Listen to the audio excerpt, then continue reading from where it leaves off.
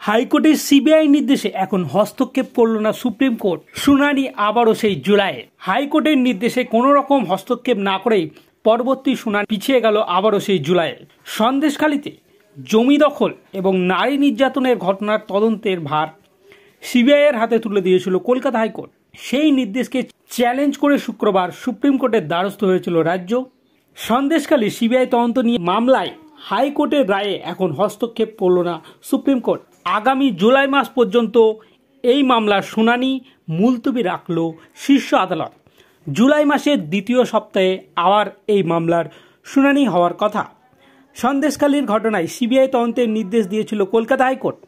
ওই নির্দেশকে চ্যালেঞ্জ করে সুপ্রিম কোর্টে গিয়েছে রাজ্য। রাজ্যের পাশাপাশি শীর্ষ আদালতে ওই নির্দেশকে চ্যালেঞ্জ করেছে রাজ্য পুলিশের আইজি, জেলা পুলিশ সুপার। মামলা করেছে স্থানীয় থানাও।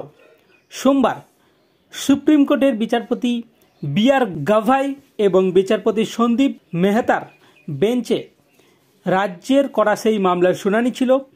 মামলার শুনানি চলাকালীন রাজ্যের আইনজীবী অভিষেক মনু সিংভির সওয়াল ছিল, এই মামলা সংক্রান্ত অনেক গুরুত্বপূর্ণ তথ্য এবং নথি রাজ্যের হাতে এসেছে, ফলে মামলাটি 2-3 সপ্তাহের জন্য মুলতবি রাখার আবেদন তিনি শীর্ষ আদালতে জানায়। এরপর বিচারপতিদের বেঞ্চের মন্তব্য, এই মামলায় গুরুত্বপূর্ণ অভিযোগ রয়েছে, মহিলাদের ওপর নির্যাতন হয়েছে, জমি কেড়ে নেওয়ার মতো অভিযোগ রয়েছে। এরপর জুলাই মাসের দ্বিতীয় সপ্তাহ পর্যন্ত এই মামলার শুনানি মুলতবি রাখার কথা জানায় সুপ্রিম কোর্টের ডিভিশন বেঞ্চ।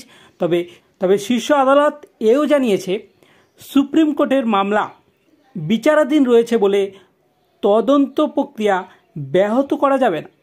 যা চলবে। সুপ্রিম কোর্টে মামলা বিচারাধীন দেখিয়ে হাইকোর্টের চলা মামলা কোনো বাধা দেওয়া যাবে না বলে স্পষ্ট জানিয়ে দিয়েছে শীর্ষ আদালত। উল্লেখ্য, শুক্রবার সন্দেশখালী মামলায় সিবিআই তদন্তের বিরোধিতা করে সুপ্রিম কোর্টের দ্বারস্থ হয়েছিল রাজ্য সরকার। সন্দেশখালীতে জমি দখল এবং নারী নির্যাতনের ঘটনায় তদন্তের ভার সিবিআইয়ের হাতে তুলে দিয়েছিল কলকাতা হাইকোর্ট। শুক্রবার কলকাতা হাইকোর্টের সেই রায়কে চ্যালেঞ্জ করে শীর্ষ আদালতে গিয়েছে রাজ্য। শুক্রবার সকালে সন্দেশখালীতে আবারও হানা দিয়েছে সিবিআই। কেন্দ্রীয় তদন্তকারী সংস্থা একটি সূত্রে খবর, শাহজাহান শেখের এক ঘনিষ্ঠ আত্মীয়র বাড়িতে প্রচুর অস্ত্র এবং বোমা মজুদ রয়েছে। এমন খবর পাওয়া মাত্রই অভিযান চালানো হয়েছিল। তল্লাশি অভিযানে মিলেছে প্রচুর আগ্নেয়াস্ত্র। ঘটনাচক্রে একই দিনে সন্দেশখালী কাণ্ডে সিবিআই তদন্তের বিরুদ্ধে শীর্ষ আদালতের দ্বারস্থ হয়েছিল রাজ্য।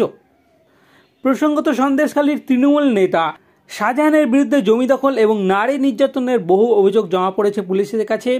সেই শাহজাহানের পুলিশের হাতে গ্রেপ্তার হওয়ার পর প্রথম সিবিআই হেফাজত এবং তারপরে ইডির হেফাজতে ছিলেন।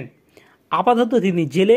গ্রেপ্তার হয়েছে শিবপ্রসাদ হাজরা ওরফে শিবু হাজরা সহ শাহজাহান।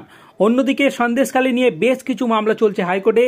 সম্প্রতি সেই মামলার শুনানি সিবিআইকে সিট গঠনের নির্দেশ দিয়েছে আদালত।